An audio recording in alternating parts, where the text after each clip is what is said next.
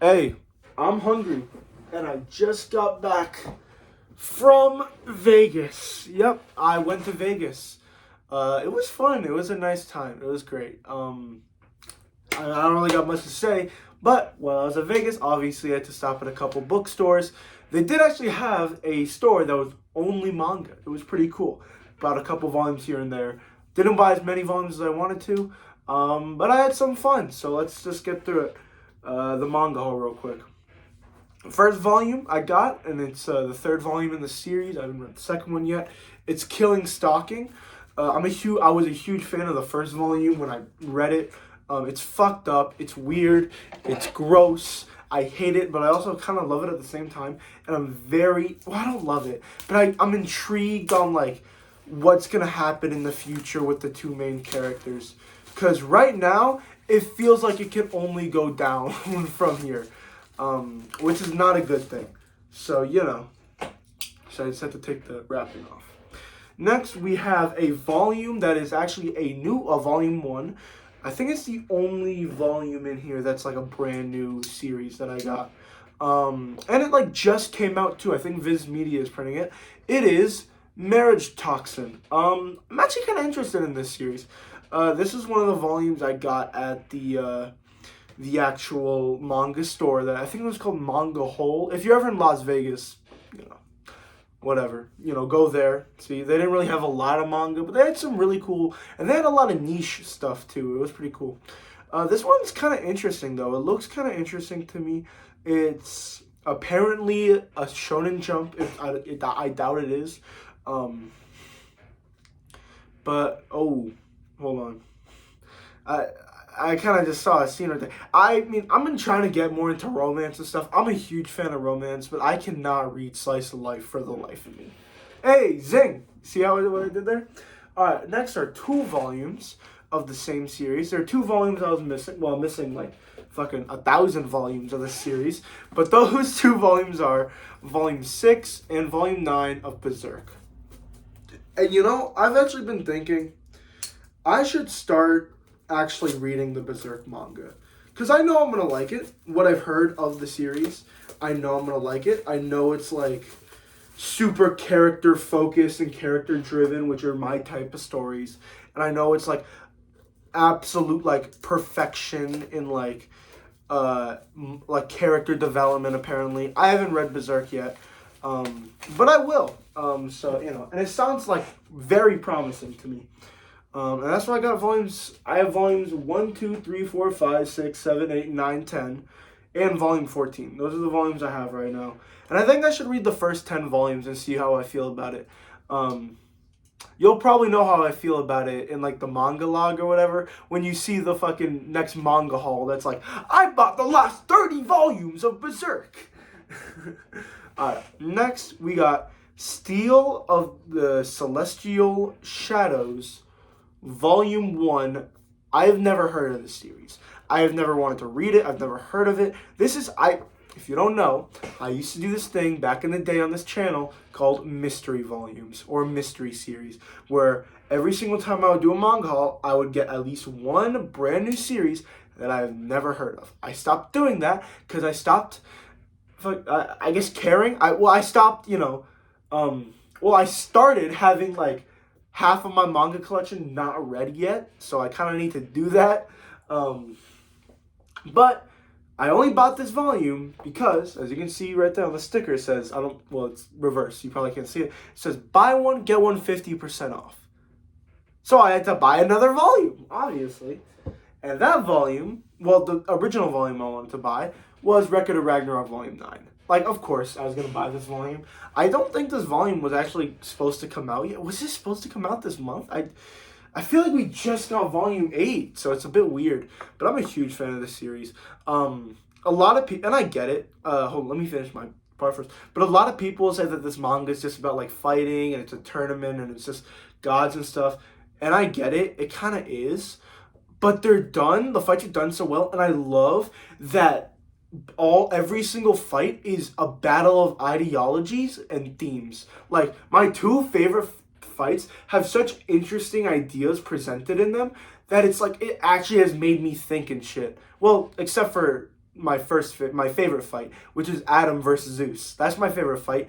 I love like the themes and like different perspectives of fatherhood and how these two different people are like the fathers of like their kind. You know, I love that. And then the Hercules versus Jack the Ripper fight, and like what good and evil even is, and what justice and truth even is, and what it means to other people. Like, it's some good stuff. It honestly is. Like, it's really enjoyable, and I'm really excited for this fight because our like human character, like as soon as we meet him, he literally is like having sex with 100 different women. You know, which is like a green flag if I'm ever concerned. You know, I'm trying to be like you, man. I'm trying to be like you. All right, next. I got Tokyo Ghoul Volumes 3 and 5. They did not have Volume 4. I'm sorry. They didn't, okay? But this series is very good. I read the first 2 volumes. I also have Volume 13. I don't think I showed it on this channel, but whatever. Sometimes I just don't record my manga hauls because they're like 2 volumes, so there's, what's the point? But I got Tokyo Ghoul Volumes 3 and 5. Then now Volume 4. I'm gonna read Volume 3. I don't know about after this video. I'm probably gonna go fucking sleep. I've been like on a plane for like 4 hours, 5 hours. So, I'm pretty tired. I don't know if you can see my sunken eyes right now. But I'm pretty tired, so. These are my 2 next. Actually, you know what? I was thinking about reorganizing my manga collection from alphabetical. I kind of been wanting to do that. I think that seems kind of fun. All right, next I got One Punch Man Volume 5. I have the first 3 volumes and Volume 24. They did not have Volume 4, but they did have Volume 5, and I'm pretty sure Volume 5 is very out of stock on Crunchyroll.